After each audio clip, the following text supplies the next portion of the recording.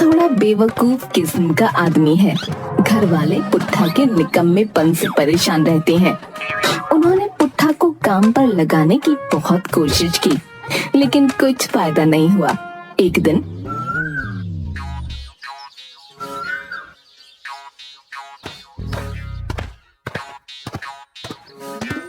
माँ, मैं सोच रहा हूँ मैं हकीम बन जाता हूँ। अरे नालायक, अब ये क्या नया फितूर चढ़ गया तेरे सर पर कि काम तेरे बस का नहीं है। माँ, ऐसे क्यों बोल रही हो तुम? अरे बेटा, ये काम तेरे बस का नहीं है, तो किसी और काम में लग जा। माँ, तुम्हारा ख्याल गलत है। इस काम के जैसा पैसा तो किसी और काम में है ही नहीं। वो कैसे भला, बता। तुम इन हकीमों को देख लो, जंगल से घास फूस लेकर आते, उन्हें कूट पीस कर मरीजों को दे देते और घास फूस के मनमाने पैसे लेते। हाँ बेटा, ये सही कह रहा है। काम सीख कर कुछ कमाने लगेगा तो शायद शर्मीली वापस आ जाए मायके से। अब तो क्रिस्टल भी बड़ा हो गया है। अरे माँ, बस तुम देखती जाओ, मेरी तरक्की को देखकर दौड़ती आएगी शर्मीलियाँ। और हाँ, इस काम में एक भी पैसा लगाने की जरूरत नहीं है। अब अपने गांव के हकीम जी को देख लो, जब वो इस गांव में आए थे तो उनके पास कुछ भी नहीं था, और आज देख लो कितना पैसा है। बेटा, इसके लिए तो तुझे थोड़ी जानकारी भी चाहिए होगी। कैसी जानकारी माँ?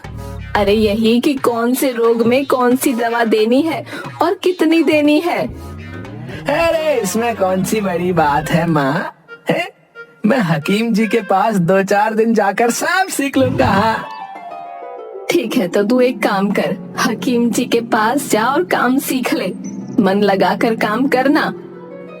ठीक है माँ, मैं अभी हकीम जी के पास चला जाता हूँ। अच्छा, और आज से ही काम सीखना शुरू कर देता हूँ। है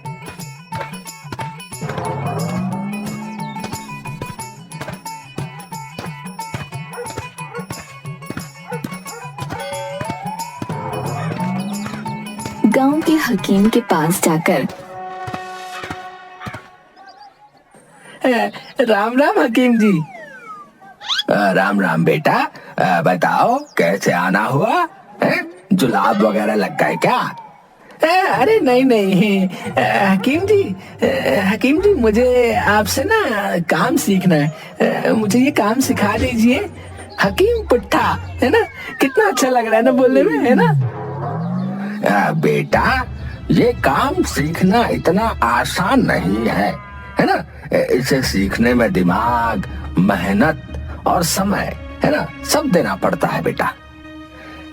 मेरे पास वो सब है, दिमाग भी है, मेहनत भी है और समय भी है।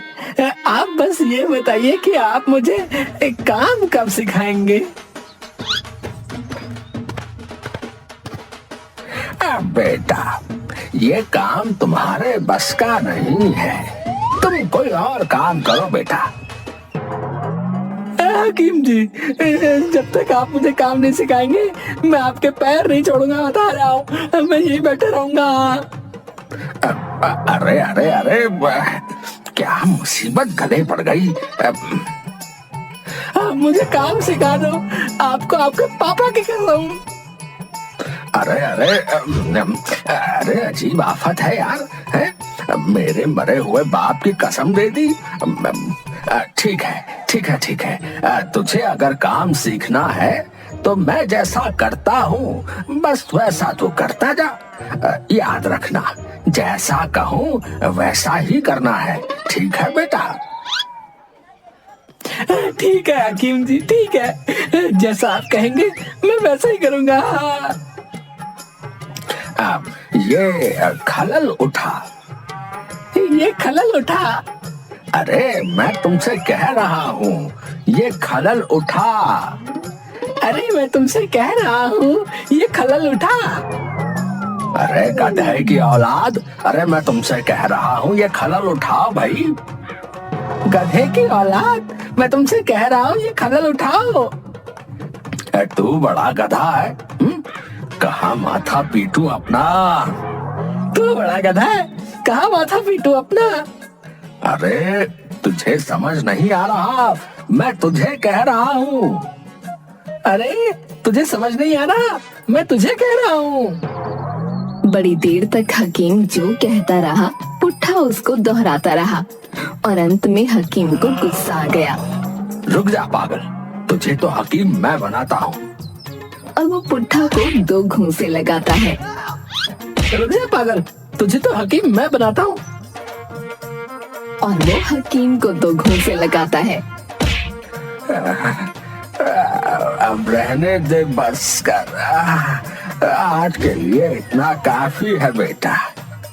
अरे हकीम जी, अगर आप इस तरह से काम सिखाएंगे तो हकीम बनने से पहले मेरी अर्थी उठ जाएगी। आपका हाथ भी जड़ी बूटी पीस पीस कर भारी हो गया है। अगर तेरे जैसा एक और सीखने वाला आ गया तो मैं खुद अपने नुस्खे भूल जाऊंगा बेटा। एक काम करो हकीम जी, मरने से पहले मुझे काम सिखा दो। अरे आज के लिए इतना ही रहने दे तू, अब कल आना। अच्छा ठीक है हकीम जी, मैं कल आता हूँ।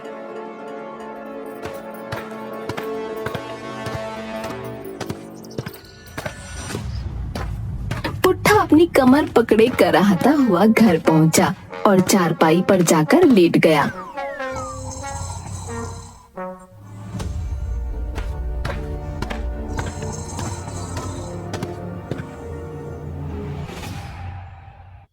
अरे ये क्या हुआ? तू कैसी आवाज़ें निकाल रहा है? माँ, तूने मुझे काम सीखने भेजा था, ये काम तो बड़ा मुश्किल है। क्यों, क्या हुआ? आज पहले ही दिन काम सीखने में तो मेरी तो हड्डी पसली एक हो गई। आई! अरे ऐसा क्या काम सिखा दिया हकीम जी ने तुझे? माँ, पहले मेरे दर्द का इंतजाम कर दे कुछ, उसके बाद बताता हूँ तुझे।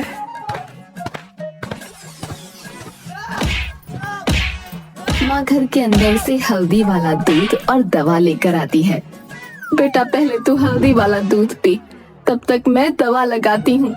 और ये बता, आज क्या काम सीखा तूने? अरे माँ, क्या बताऊँ, आज पहला काम बताया हकीम जी ने, खलल उठाने का। बेटा ये खलल क्या होती है? माँ, जिसमें दवाई कूटी जाती है।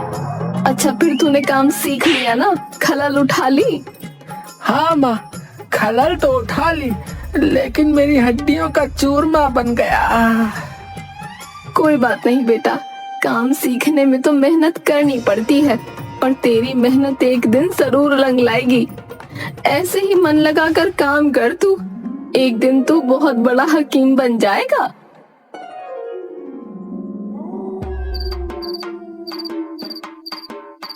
पुट्ठा को रात भर शरीर में दर्द रहा।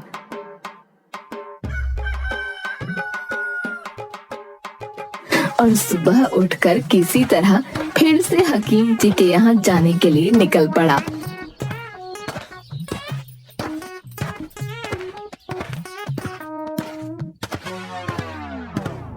रास्ते में पुट्ठा खुद से बड़बड़ करते जा रहा था। न जाने आज हकीम का बच्चा क्या काम सिखाएगा। कल तो खलल उठाना ही सिखाया और मेरी हालत खराब कर दी उसने। लेकिन क्या कर सकते हैं, काम सीखना भी तो जरूरी है और मजबूरी भी है। कोई बात नहीं, चलता हूँ।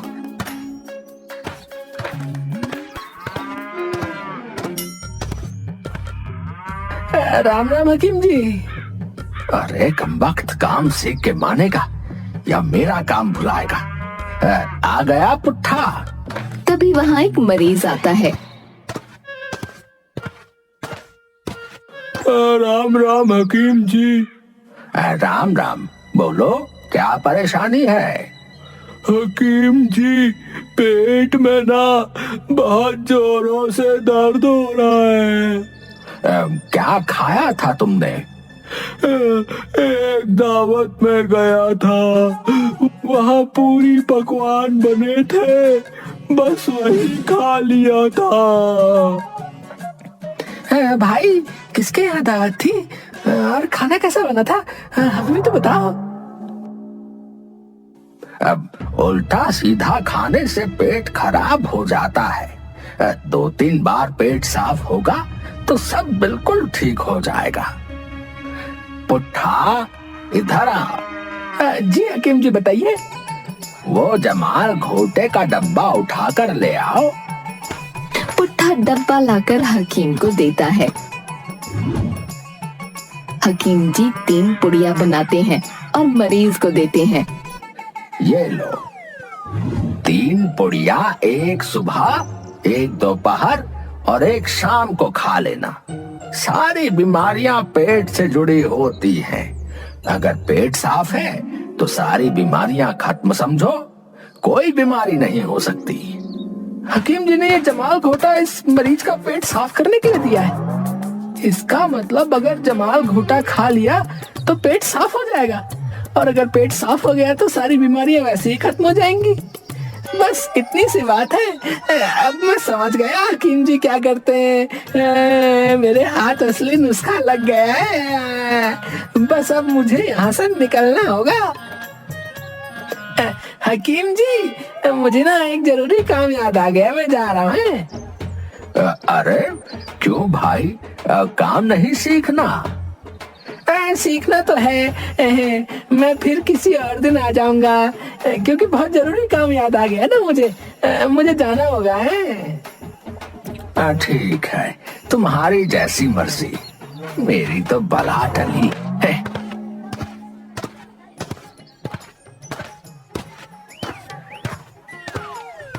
अच्छा हुआ जब मैं भाग आया, वरना अगर आज रुकता तो ये हकीम तो मेरी जान ही ले लेता।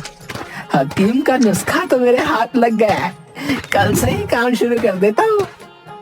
फालतू में सब मुझे बेवकूफ, भुलक्कड़, पता नहीं क्या क्या बुलाते हैं। है कोई मेरे दिमाग का जवाब? अब कुछ ही दिनों में हकीम पुट्ठा, मजा आ गया। पुट्ठा अपने घर जाता है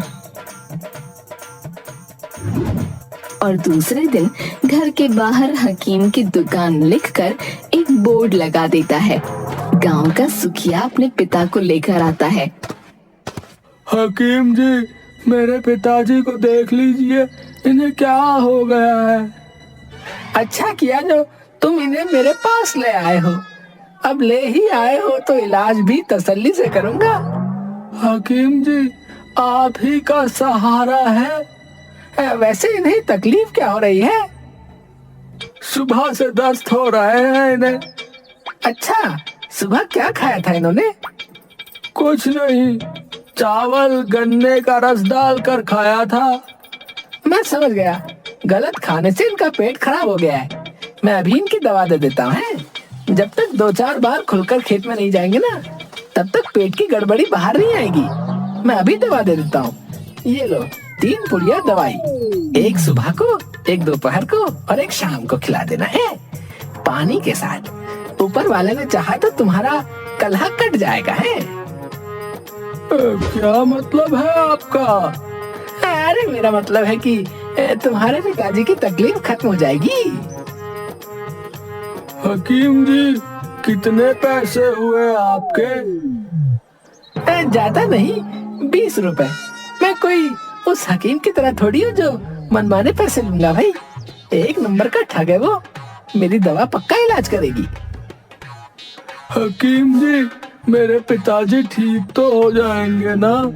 हाँ हाँ, बिल्कुल ठीक हो जाएंगे। तुम आराम से इन्हें घर ले जाओ और समय पर दवा दे देना है। सुखिया अपने पिता को लेकर घर जाता है और चारपाई पर लिटा देता है। पिताजी, ये दवा ले लीजिए। हकीम जी कह रहे थे कि दवा खाते ही आपको आराम मिल जाएगा।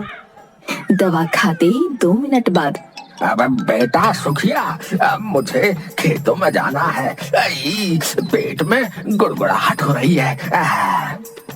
पिताजी, ये तो हकीम जी भी कह रहे थे कि 2-4 बार खुलकर खेतों में जाएंगे तो आराम मिल जाएगा। अबे बकवास मत कर, जल्दी ले चल। हाँ हाँ, ले चलता हूँ। सुखिया अपने पिता को खेतों में ले जाता है और बिठा देता है। थोड़ी देर बाद, कुछ हल्का महसूस हुआ पिताजी? अरे नाला सा बह रहा है।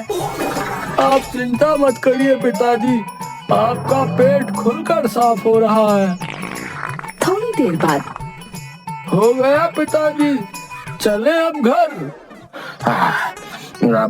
अरे बेटा, तू आकर मुझे उठा। मुझसे तो उठा भी नहीं जा रहा, मेरे पैरों में ताकत नहीं लग रही।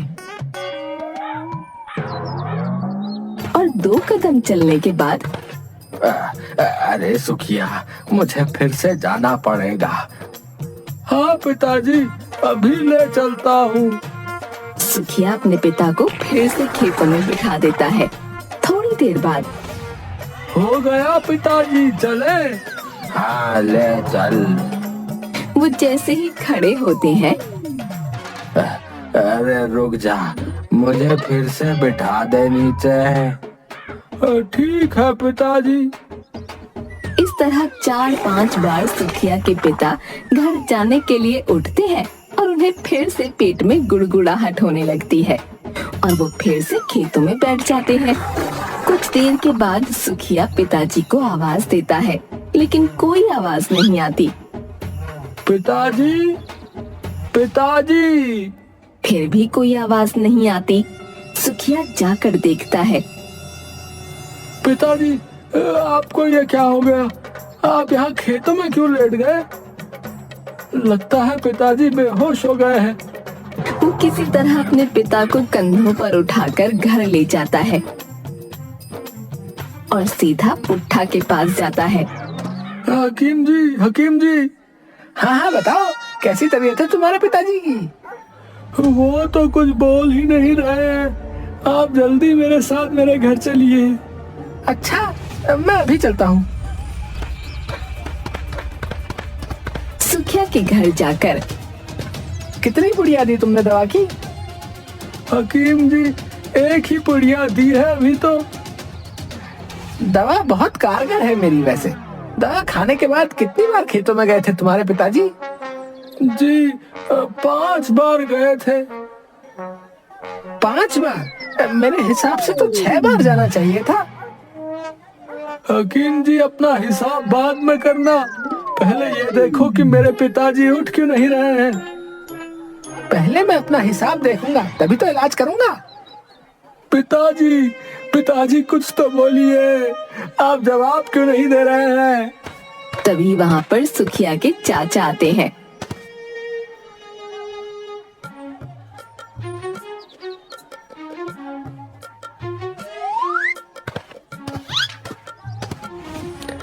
अरे सुखिया, ये कहाँ से बोलेंगे?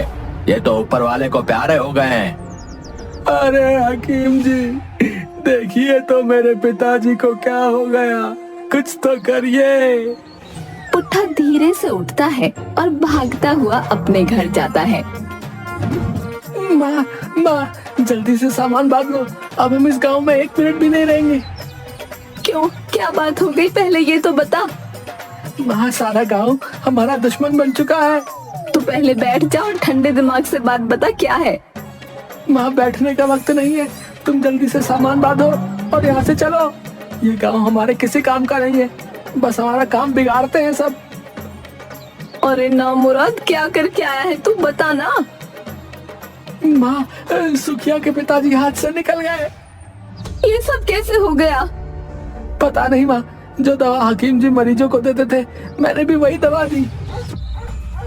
क्या बीमारी थी उन्हें? उन्हें दस्त हो रहे थे। कौन सी दवा दी तूने? जवाल घोटा दिया मैंने, हकीम जी तो यही देते थे। अरे नामुराद, किसी को दस्त में जमाल गोटा देते हैं क्या? वो मरते नहीं तो क्या होता? मेरे सामने एक रोगी को हकीम जी ने जमाल घोटा दिया था, उसे पेट की तकलीफ थी, इसलिए मैंने उन्हें भी जमाल घोटा दे दिया था। अब वो मर गए, तो इसमें मेरी क्या गलती है? अरे कमबख्त, तू एक दिन भी मुझे चैन से रोटी नहीं खाने देता। एक ही दिन में हकीम बन गया, और इतना बड़ा हकीम बन गया कि दुकान खोल दी तूने। निकल जा मेरे घर से, मेरी नजरों के सामने से चला जा। तू कुछ काम मत कर, बस मेरी छाती पर बैठकर मूंग दल। पुट्ठा बड़बड़ करता हुआ घर के बाहर चला जाता है। लेकिन मुझे एक बात समझ नहीं आ रही कि दवा तो मैंने वही दी थी जो हकीम जी ने दी थी, फिर ये गड़बड़ हुई कैसे? हो सकता है सुखिया के पिताजी का वक्त आ गया था, इसलिए खुद ब खुद चले गए, लेकिन इल्जाम मेरे सर पर डाल गए अपनी मौत का। ये गांव वाले ना मुझे कुछ करने नहीं देंगे कभी।